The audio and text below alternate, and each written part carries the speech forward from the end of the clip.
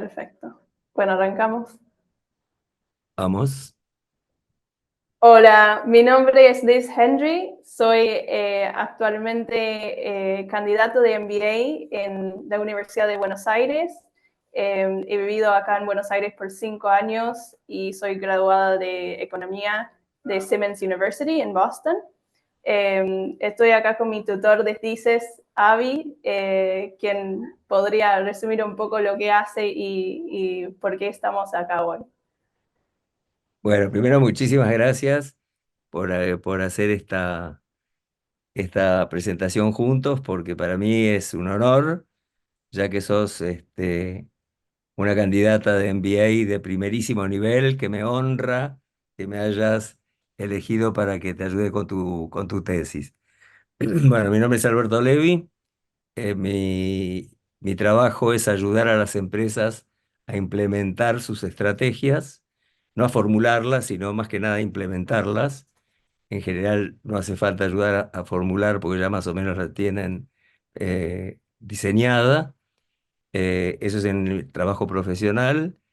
Soy profesor emérito de la Universidad de Buenos Aires, doctor en ciencias económicas y postdoctor en ciencias económicas, doctor en psicología y postdoctor en psicología, los dos doctorados y postdoctorados de la Universidad de Buenos Aires, y Certified Project Management Professional por el Project Management Institute de Estados Unidos, y bueno, y con especialidades de posgrado en Harvard Business School, en el Mental Research Institute de Palo Alto, California, en Stanford University, en donde hice esta mezcla entre Business Administration y psicología, especialmente de la orientación cognitiva sistémica. Así que bueno, aquí estoy. Fantástico, fantástico. Y me interesa mucho esa combinación entre la psicología y las empresas porque realmente es una conexión fuerte.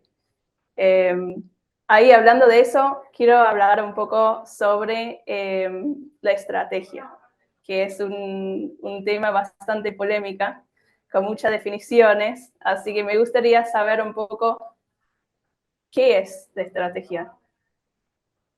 Casi nada. Ok, sí, hay muchas definiciones, muchos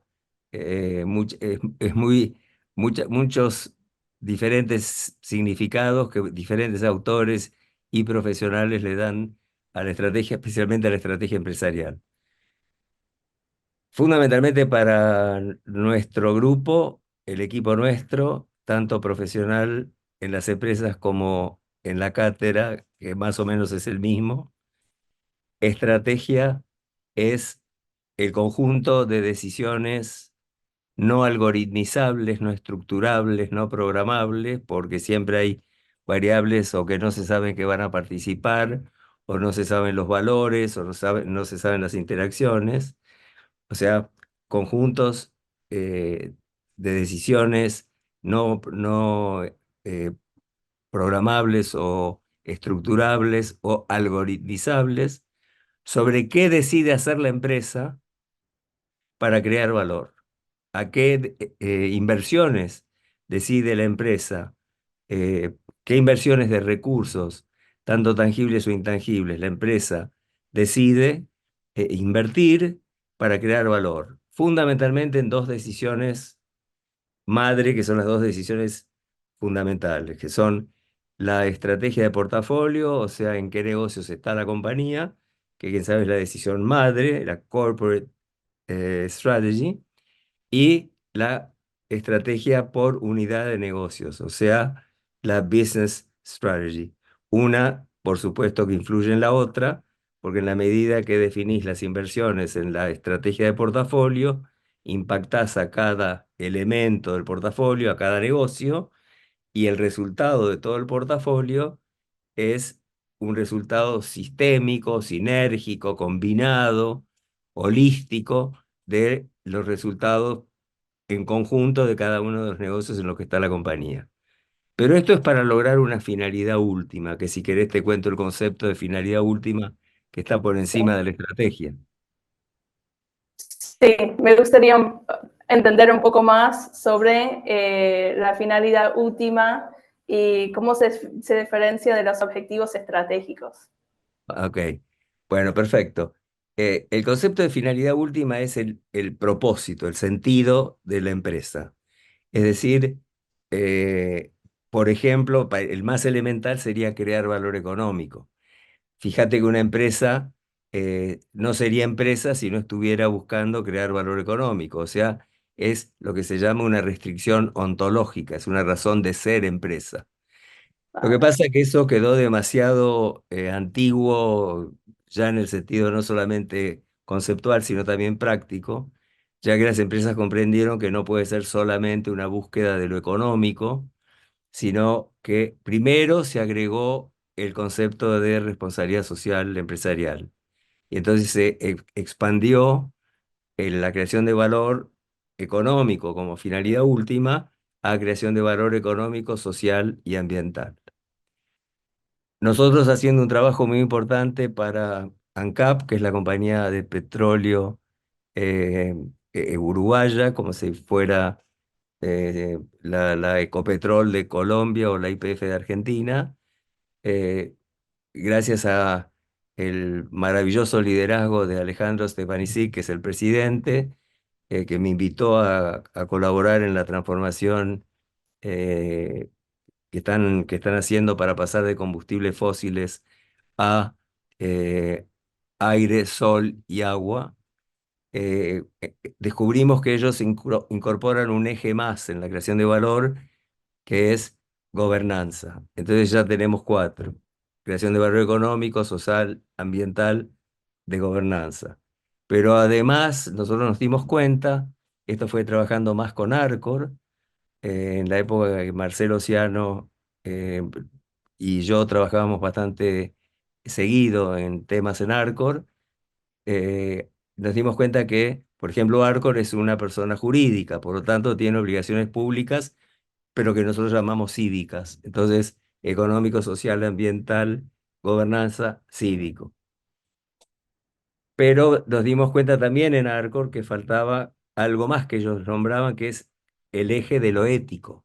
Entonces ya van seis: económico, social, ambiental, gobernanza, valor cívico, valor ético.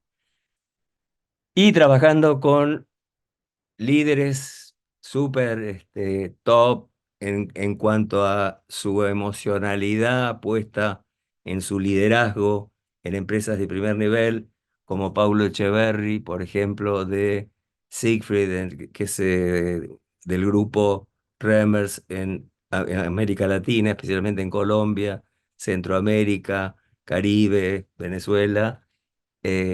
Pedro Gómez Centurión de Ecuador, Pablo Pla, CEO de San Miguel, que es una empresa de limones, Andrea Ávila de Randstad. Descubrimos que la cosa humana había que agregarla más fuerte. Y entonces creamos el octuple balance o el octuple impacto. Entonces ahora para nosotros la finalidad última es lo económico, lo social, lo ambiental, gobernanza, ético, emocional, lo que tiene que ver con valores, sentido de pertenencia, etcétera, y lo espiritual, que tiene que ver con valores trascendentes. Entonces, para lograr la finalidad última, nace la estrategia empresarial, desde sus dos decisiones madre. ¿En dónde vamos a crear el valor, el óctuple valor? ¿En qué negocios? Y esa es la estrategia de portafolio. ¿Y por qué cada uno de ellos? Esa es la estrategia específica de cada negocio. Perfecto, súper detallado. Ahí también quiero entender un poco más sobre los objetivos estratégicos también. Entonces, suena algo muy alto o difícil de bajar a tierra. ¿Cómo es posible que se convierta en acción? Ok. Para nosotros los objetivos estratégicos son específica y exclusivamente los objetivos que tienen que ver con las dos decisiones estratégicas. O sea, por ejemplo, en la estrategia de un negocio, uno, una unidad de negocios, o hasta inclusive por ahí de una presentación de un antibiótico, digamos, lo que sería una SKU, una Stock Keeping Unit, los objetivos estratégicos serían para ese negocio básicamente dos. ¿Cuáles son las capacidades distintivas internas o capacidades competitivas internas que tiene la compañía para pretender estar en este negocio desde el lado de la oferta, aunque no las perciba la demanda? ¿Y cuáles son las ventajas competitivas externas desde el lado de la demanda que la demanda le otorga, le asigna a la marca? Entonces, tanto las capacidades competitivas como como las ventajas competitivas deben ser protegibles, deben tener barreras para que la innovación continua haga que no pierdan valor ni las competitivas, perdón, ni las capacidades competitivas internas, ni las ventajas competitivas externas del lado de la demanda. Esto sería objetivos estratégicos de una unidad de negocio. Los objetivos estratégicos del portafolio pueden ser ingresar, escalar, mantener, desescalar o desinvertir. No hay más objetivos estratégicos. Todo lo demás es operacional o táctico o técnico. Entonces, para una unidad de negocios, ¿qué objetivo tengo de diferenciarme en capacidades distintivas, capacidades, perdón, competitivas? ¿Qué objetivos tengo de diferenciarme en ventajas competitivas? Para el portafolio completo, ¿qué defino para cada unidad de negocios? Sí, ingresar, escalar, eh, mantener, desescalar o desinvertir, que puede ser eliminar definitivamente un negocio para esos fondos, transferirlos a otro lado. Entonces, ¿cómo empieza a bajar a tierra? Dado los objetivos estratégicos de portafolio y de unidad de negocios, las distintas áreas de la compañía definen cómo colaboran en el logro de cada uno de esos dos tipos de objetivos, los de negocio y los del portafolio. Entonces, definen desde el punto de vista operacional intermedio qué tienen que hacer las áreas, tanto internamente como en conjunto. Esto es el acople para que no haya compartimentos estancos, cómo se ligan entre ellas para lograr los objetivos estratégicos. Pero después baja al nivel táctico, que es dentro de cada área. Por ejemplo, en finanzas, ¿qué tiene que hacer finanzas para lograr los operacionales junto con las demás áreas para lograr los estratégicos? ¿Qué tiene que hacer, qué sé yo, IT, Information Technology, dentro de su área para lograr los operacionales junto con las demás áreas para lograr los objetivos estratégicos? Y ya está. Ese es sería la caída de lo estratégico a lo táctico a la acción. Cuidado porque lo operacional es lo intermedio. Este es el modelo militar. Estrategia operacional, nivel estratégico, nivel operacional, nivel táctico y después viene la acción. Mucha gente se confunde y cree que lo operacional es la acción, pero eso no está mal, es incorrecto. Perfecto, súper interesante esta parte. Me llamó mucho la atención la separación estrategia operacional táctico cuando estuvimos en tu curso y es algo que me marcó bastante también. Bueno, Sí, perdón. no, me alegro, me alegro. ¿Vamos bien? Sí, vamos bien, vamos perfecto. Ok. Ahí tengo una consulta relacionada con la estrategia, porque hay muchas personas que usan la modalidad de FODA, la metodología de FODA, y vos lo has criticado en el pasado. Entonces, me gustaría entender un poco más de tu perspectiva sobre la FODA y por qué podría ser por ahí incompleto. Ok, perfecto. Me vas a hacer pelear con medio mundo, pero no importa. Bueno, el análisis FODA tradicional es definir fortalezas, oportunidades, debilidades y amenazas. Pero esto tiene un error epistemológico, un error eh, de nacimiento, que es suponer que, por ejemplo, una fortaleza es una fortaleza per se, para cualquier empresa, en cualquier momento y con cualquier objetivo y en cualquier circunstancia. O que una oportunidad es per se una oportunidad, una debilidad, una amenaza, son per se. Como venimos hablando de los objetivos estratégicos, que las podemos llamar tanto a los estratégicos, los operacionales o los tácticos, aspiraciones en general, yo primero necesito tener una aspiración para saber si, por ejemplo, esta maquinaria es una fortaleza o una debilidad, o tal situación es una oportunidad o una amenaza. O sea, si no tengo antes una aspiración, no puedo definir una fortaleza, una oportunidad, una debilidad, una amenaza, porque una fortaleza es una fortaleza para lograr esa aspiración. Una oportunidad es una oportunidad que me da esa aspiración, para lograr esa aspiración. Una debilidad lo mismo y una amenaza lo mismo. Entonces, tengo que poner una A de aspiración adelante y ahora me queda AFODA. Pero resulta que las empresas están cansadas de tanto diagnóstico, diagnóstico, diagnóstico y hasta acá lo que te conté, Liz, es un diagnóstico. Cuando las empresas quieren resultados, no solo diagnósticos. Entonces, una vez que detectaste una fortaleza para lograr una aspiración, necesitas generar iniciativas para consolidarla, para lograr resultados.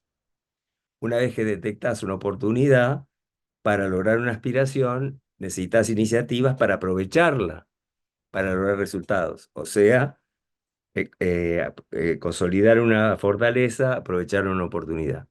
Detectada una debilidad, necesitas generar iniciativas para superarla, para lograr la aspiración y generar resultados. Y detectada una amenaza, generar iniciativas para neutralizarla o mitigarla, para generar iniciativas, para lograr la aspiración y lograr resultados. Con lo cual estoy diciendo muchas veces resultados, resultados, resultados, aspiración, aspiración, aspiración, con lo cual a FODA hay que agregarle una A de aspiración adelante, una R de resultados atrás, y nos queda afodar. Entonces, nosotros nos jugamos por afodar como que es un instrumento mucho más fuerte, contundente, conceptual y práctico para lograr lo que queremos. ¿Te gustó? Sí, me gustó mucho. Y es más accionable, por Totalmente, ahí menos en el aire. totalmente. Eh, Ya, tal cual. sí. Ahí también, eso relaciona mucho con la siguiente pregunta. Eh, ¿Por qué tu propuesta es pensar de modo sistémico? ¿Qué significa eso? Ok. Eh, Mira, nosotros hace mucho tiempo, cuando digo nosotros es porque somos un equipo, y la primer miembro del equipo fue Claudia, mi mujer, hace muchos años. Eh, en el 85 nos dimos cuenta que para entender una empresa, para analizarla, para detectar qué áreas de mejora podías encontrar en esa empresa, o sea, para innovar, y para lograr los objetivos y poder modificarla, necesitabas escaparte de la visión tradicional del organigrama, de pensar en forma lineal, en finanzas, marketing, IT, capital humano, producción, investigación y desarrollo. Necesitabas otra perspectiva. Y entonces nos dimos cuenta, bueno, diseñamos un modelo que desde el principio se llamó Penta, porque tiene 5 engranajes, que son los siguientes: estrategia, cultura interna, mercados, procesos, recursos. O sea, es mejor ver a la compañía desde esa visión sistémica de estrategia, recursos, mercados, cultura y procesos, que verla fraccionada en las áreas funcionales, porque imagínate que un organigrama, ¿qué significa? Significa separar. Cuanto más perfecto es el organigrama, más clarito está que esta tarea va en esta función y esta otra en esta otra función. O sea, los nenes con los nenes, las nenas con las nenas. O sea, nada que tiene que ver con el acople entre las áreas. El enfoque sistémico es dar vuelta a la mirada y ver a la empresa como su penta, o sea, su estrategia, su cultura, sus recursos, sus mercados, sus procesos. Toda empresa tiene un penta, aunque no lo sepa. Nuestro trabajo muchas veces consiste en descubrir, bueno, ¿y cómo es el penta de esta compañía? Y este penta, una vez que lo descubrimos, cómo es tu estrategia, tenés una estrategia. Te estás dedicando a un negocio, tenés una estrategia. Tenés una cultura, una forma de ser, una idiosincrasia, sí o sí. Tenés recursos, tangibles e intangibles, sí o sí.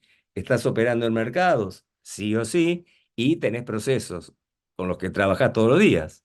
Por lo tanto, ¿cuáles son? ¿Tienen coherencia entre sí? O sea, el acople entre estos 5 engranajes, ¿es el correcto? Una vez que descubriste cuál es. Y por último, ¿cómo querés que sea?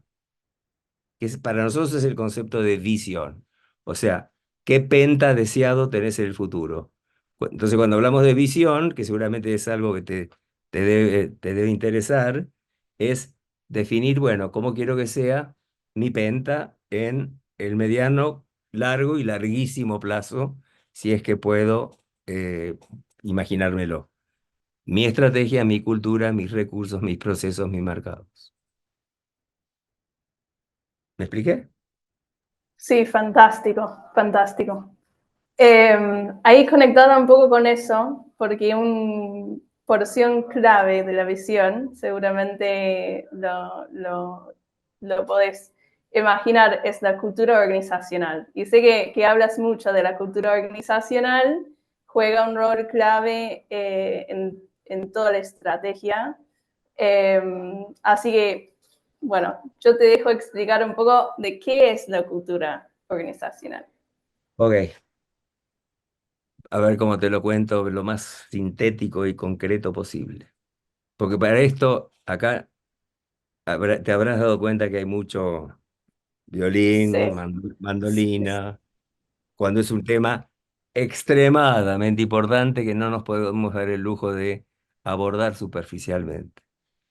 Para nosotros la cultura organizacional es, te lo digo con palabritas despacito, la matriz vincular que vincula a la gente que participa en ese sistema humano, o sea, en esa organización, matriz vincular, racional y emocional, no solamente racional, por ejemplo, en lo técnico, no solamente emocional, por ejemplo, en el vínculo emotivo entre la gente y hasta espiritual, matriz vincular, racional, emocional, basada en valores, virtudes y creencias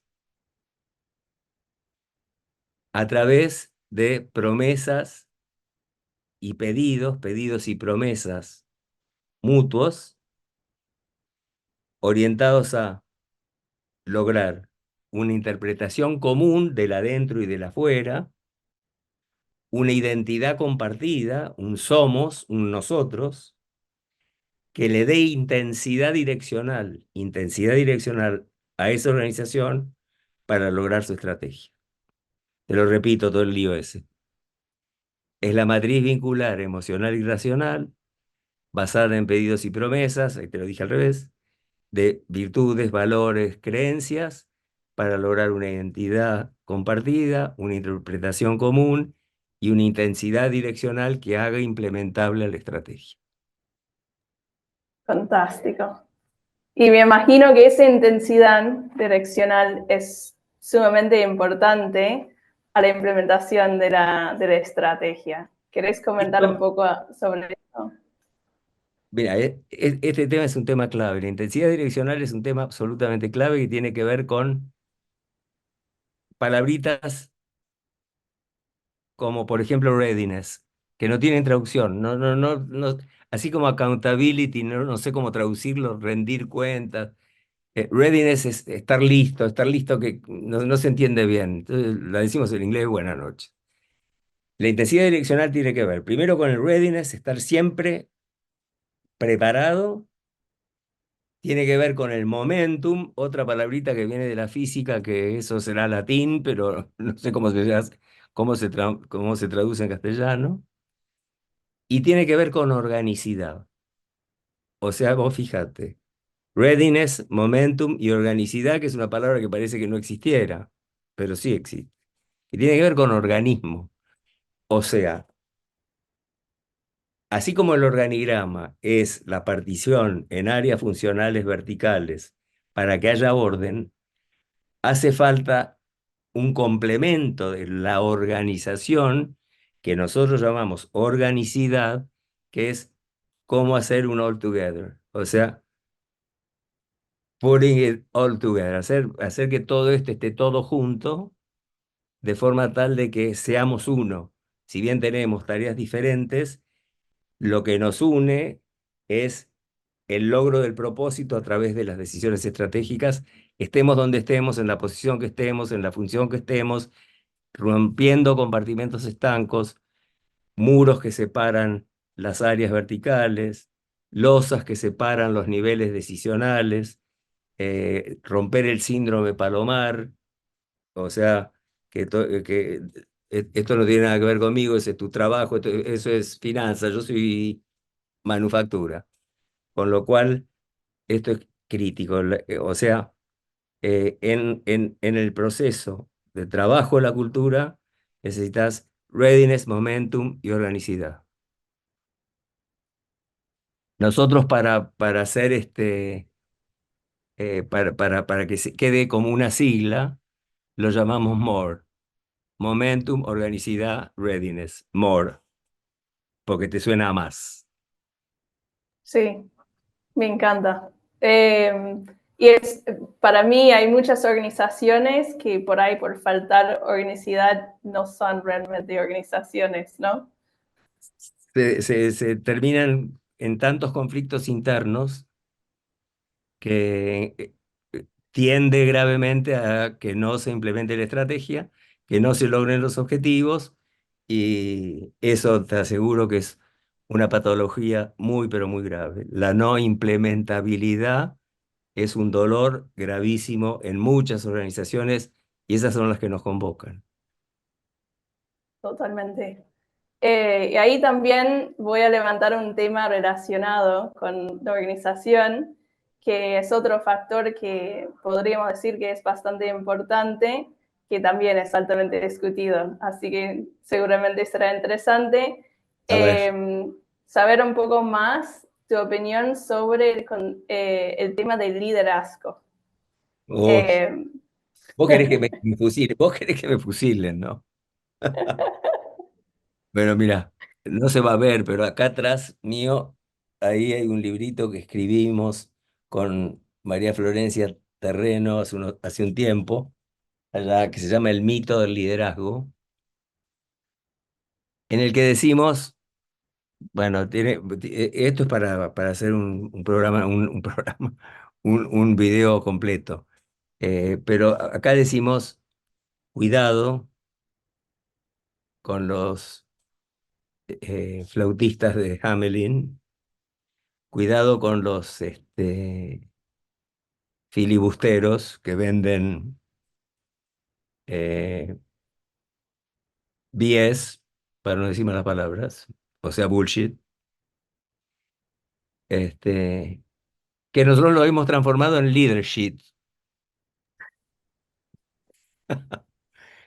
No te vas a comprar un librito de liderazgo en el aeropuerto de 250 páginas y resulta que sos, como decimos acá en Argentina, un perejil, o como dicen en Uruguay, un nabo, o no sé cómo dirán en Colombia, no me acuerdo. Y entonces te leíste en el viaje de Bogotá a Medellín, te leíste las 250 páginas, eras un inútil, y ahora terminaste el libro y sos un líder para lograr con cualquier objetivo, con cualquier grupo de gente, ante cualquier circunstancia externa. Por favor, esto es absolutamente ridículo. Podrás ser líder para lograr un objetivo con un determinado grupo ante determinadas circunstancias externas, pero cuidado que por ahí, para lograr otro objetivo u otra misión, si querés, otra aspiración para seguir con el lenguaje que venimos trabajando, quién sabe, para eso no sos un líder. Y otro de tu equipo es el que debería ser el líder. O quién sabe de otro equipo. Esto, ni hablar, cuando estamos hablando de situaciones horribles como es la guerra, que es lo peor que puede pasarle a la humanidad, esto es absolutamente claro. O si no, no es que te cambian la misión, te cambian uno de los miembros del equipo y perdiste el liderazgo. O cambiaron las situaciones externas generales en las cuales tenés que lograr la misión con este equipo y perdés el liderazgo. Con lo cual hay, por supuesto, condicionantes hasta genéticos para nosotros. En el libro con Flor mostramos cuando la pregunta es, ¿se nace o se hace? Nosotros decimos, se nace y se hace, porque hay un montón de, por ejemplo, neurotransmisores, como la oxitocina, que es eh, la clave, la hormona que genera la empatía, el amor, el cariño, que son clave para el liderazgo. O sea, naciste, ya venís con el ADN, con una carga que te favorece o no para determinadas situaciones de liderazgo y quién sabe no para otras, pero quién sabe en estas sí, en estas no. Pero después empezás tu vida como un bebito, naciste, nació Liz y empieza su relación con el sistema humano más chiquitito que es Liz y su mamá. Y después empieza a crecer Liz, su mamá, y después Liz y su mamá y su hermanito, y después y los abuelos, y va creciendo Liz dentro de un sistema humano que se va ampliando, y Liz empieza a trabajar, y Liz va a la universidad, y Liz viaja, y Liz viene de Estados Unidos, de Boston, se viene a Buenos Aires, y ahí se equivoca y se mete en mi cátedra. Y entonces Lee se va desarrollando y se va desarrollando y empezó con lo genético y se va haciendo. Y quién sabe entonces para una determinada situación, para lograr una determinada misión con un determinado grupo, líder absoluta. Y quién sabe para otra no. Pero esto hay que tomarlo muy en serio. Lo malo que la gente piensa que es un tema posicional el liderazgo. Y por ahí dicen, bueno, los líderes de la empresa X se reunieron en tal lugar de la isla de Santa Marta para tomar las decisiones del plan anual. Eso será la conducción. ¿Qué sé yo si son líderes? El liderazgo se confiere de abajo para arriba. No puede existir un título de, por ejemplo, Liz Henry, líder de, eh, qué sé yo, eh, a ver, ¿de qué te gusta? Eh, Líder puede- de implementación. ahí está. Te iba a poner de Information Technology, pero quedaba demasiado frío. Eso es ser jefe, gerente, director, vicepresidente, mariscal, pero no líder. El liderazgo se confiere de abajo para arriba. Los títulos Claro. se confieren de arriba para abajo. No hay jineta de líder. Por ejemplo, todos los coroneles tienen el mismo uniforme con las mismas insignias. Unos son líderes y otros no. Y por ahí eso sale un poco fuera de script, pero sí me gustaría saber cómo se identifica un líder en un grupo. Bueno, nosotros tenemos una experiencia bastante amplia con esto y nosotros nos damos cuenta, no quiero que esto quede como soberbio, pero si vos atendés 3 o 4 reuniones de grupos humanos y los observás, y hasta inclusive te haces una crónica de lo que está pasando, fíjate cómo se miran, fíjate cómo se hablan, fíjate cómo te miran, fíjate cómo te hablan, fíjate cómo comparten emociones, cómo deciden juntos, cómo cuando vuelven de alguna misión, esto es en el plano militar importantísimo, cuáles son las lecciones aprendidas, cómo hablan de las lecciones aprendidas, si se echan la culpa mutuamente, o si esto lo aprovechan como una oportunidad de crecimiento individual y grupal. Y ahí te vas a dar cuenta cómo esto es siguiendo Pichón Rivière, cómo va, esto es Lozano, rotando, por ejemplo, el liderazgo, cómo los demás, si uno de ellos está liderando, lo siguen, o sea, los seguidores, cómo otros pueden estar como meros espectadores, así de turistas. Si hay saboteadores, que es el anti-líder o el anti... En realidad, lo que lidera es la misión, no una persona. El líder encara, corporaliza el logro de una misión, por eso lo siguen. Ah, Si hay portavoces que por ahí, por una frase que dicen, representan un sentimiento común, o si hay chivos expiatorios y siempre la liga, el mismo chivo expiatorio, siempre, la culpa siempre es de Gaby. Ah, ¿esto por qué pasó? ¿Y por qué va a ser? Porque Gaby la embarró. Esa empresa es patológica. Dije una empresa, pero pasan con cualquier sistema humano, con cualquier grupo humano. Pero no sé si te contesté. ¿Dónde estábamos? sí, sí, completamente. Muy interesante porque siempre trabajo con muchas empresas haciendo consultoría y a veces uno se tiene que identificar quién es el líder dentro de proyectos y a veces no es la persona principal con quien estás hablando. Eh, que nada, Claro, es sumamente importante para entender cómo funciona la organización y quién va a estar liderando esta misión. claro, por supuesto. Sí, Crítico para nuestro trabajo de implementación. Si los líderes de todos los niveles, de todos los grupos, no toman su rol o su misión específica para el logro de los objetivos estratégicos de toda la compañía, en esto que hablamos de estrategia, operación y táctica, si no se logra eso, olvídate de la implementación. exacto, fundamental. Y ahí también he escuchado un poco en algunos de tus videos que hablas de liderazgo transformacional. ¿En qué significa transformacional en este sentido? Que se dice mucho, pero Eso es muy fácil. Algunos líderes son líderes porque tienen seguidores que los quieren, los siguen, los imitan, los consideran modelos a imitar. Pero hay algunos de esos líderes que además se están preocupando por no tener seguidores, sino estar creando líderes. Para decirlo fácil, el liderazgo transformacional es el liderazgo de los líderes que crean líderes. Y acá hay históricamente el concepto de liderazgo transformacional lo trajeron Bass y Aboilo, que son dos autores muy, muy importantes, en donde están las características fundamentales del liderazgo transformacional, pero lo importante, lo básico es cómo se preocupa hasta de su propio reemplazo.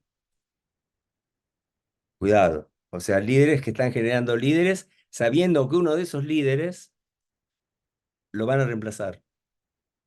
O sea, las empresas tienen que estar muy evolucionadas, como por ejemplo Siegfried lo está haciendo.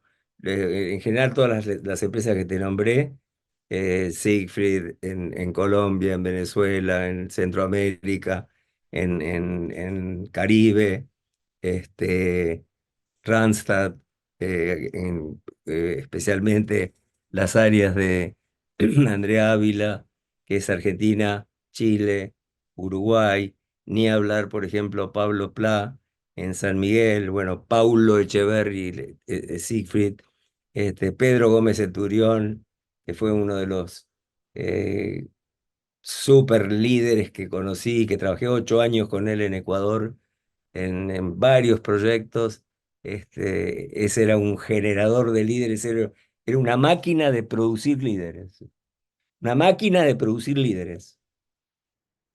Por supuesto que sabiendo, vos vas a ser líder para esto, no te metas en esto, porque acá no vas a funcionar.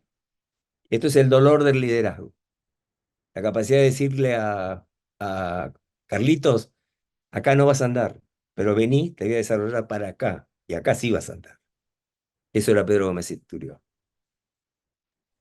Y fantástico. eso cuidado con lo que te definí como el dolor del liderazgo. Hay veces que tenés que tener la capacidad de decirle no al otro. Inclusive cuidado, porque ser líder no significa solamente ser una buena persona, porque igual seguís teniendo la responsabilidad de conducir. y a veces tenés que dar una orden y punto final.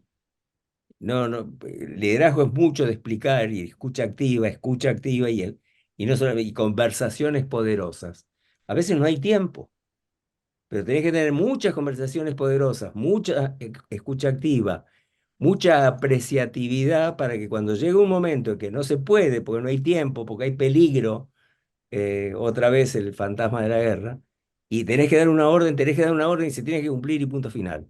Lo que pasa es que cuanto más líder sos en momentos no graves como ese, más seguro que se cumple bien lo que estás aspirando a lograr. ¿Te Porque gusta? ya formaste esta conexión, ¿no? Porque lograste esa conexión, esa matriz vincular racional emocional. Fantástico.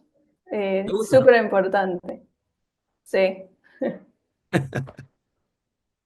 Eh, Ahí quiero también hablar un poco también de algo que va de la mano del liderazgo, porque muchas veces se impone los líderes, ese change management. Vos, vos ¿Cómo estás define? obsesionada con que me odie todo el mundo, ¿no? Sí, sí, sí. Ay. Change management, antes que me digas nada, Liz, no es me cambiaron la interfaz de la computadora y entonces yo tengo resistencia al cambio porque miedo a la pérdida, miedo al ataque, porque no sé, tengo miedo que no voy a saber manejarlo, y entonces me dan un cursito para como un e-learning de cómo no tener miedo con la nueva interfaz de la computadora. No, no es eso. Change management es muy serio, es el cambio de una persona y las personas, sorpresa, no quieren que las cambies. No quieren. ¿Qué change management? Cambiate vos.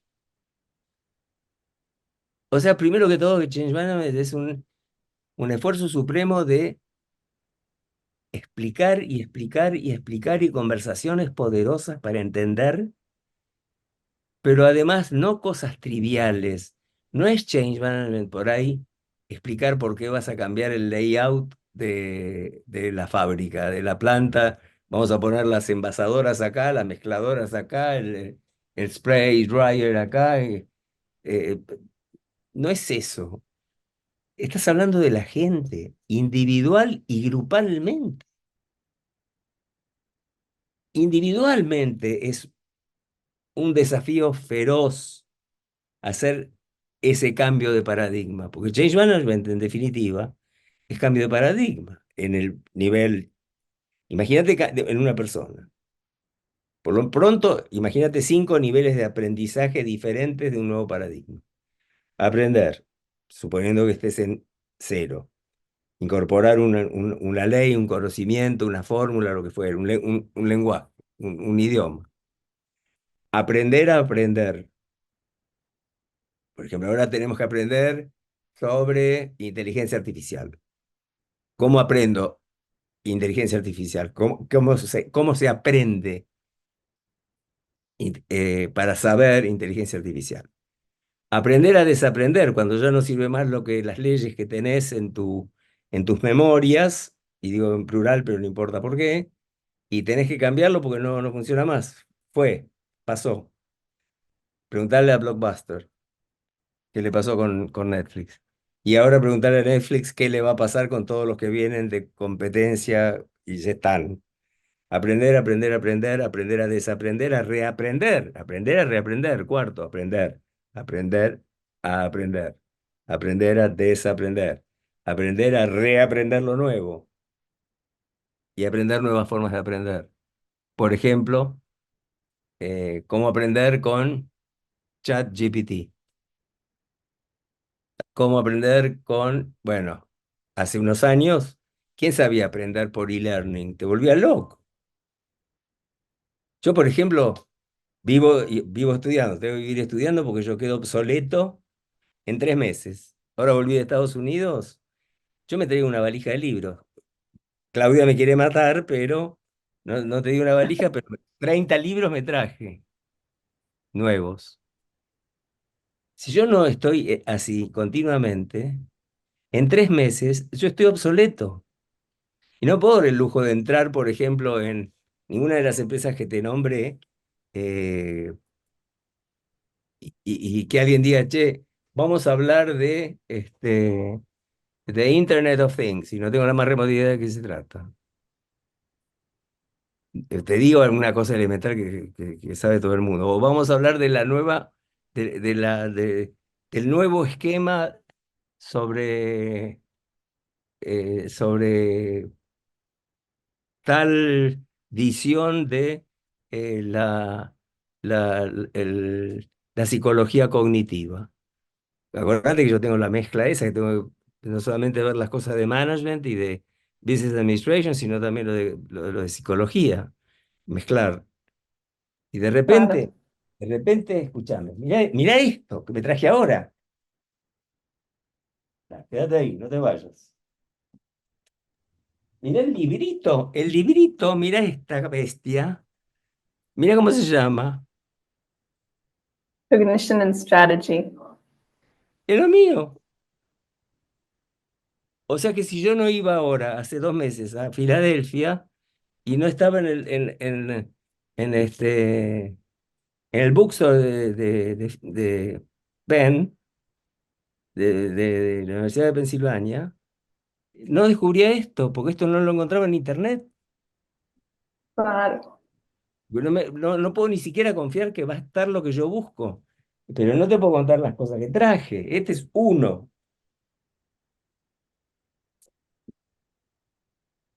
No puedo no saber esto. Nuevo. Nuevo de nuestro, eh, de los discípulos de Daniel Kahneman. Noise. Sí. Pero este es uno más. Y qué sé yo cuánto más traje, por Dios. Mira esto, nuevo. Fantástico. Y la psicología también cambia muchísimo, Pero claro, ¿no? pero además lo tengo que ver Continuamente. aplicado a lo nuestro. Claro.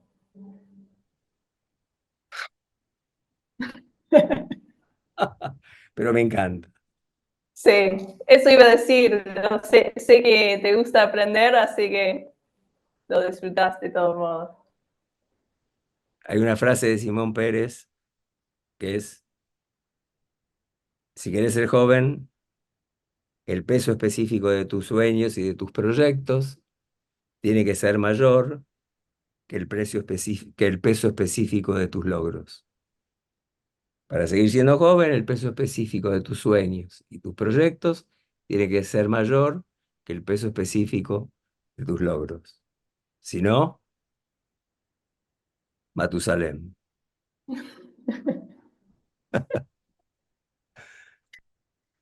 Y tengo una pregunta más. En cuanto al change management, se escucha muchas veces mencionado la resiliencia. La Eh, experiencia. la resiliencia, Ah, resiliencia. sí. Basta resiliencia. Basta Sí, resiliencia, basta. Too late.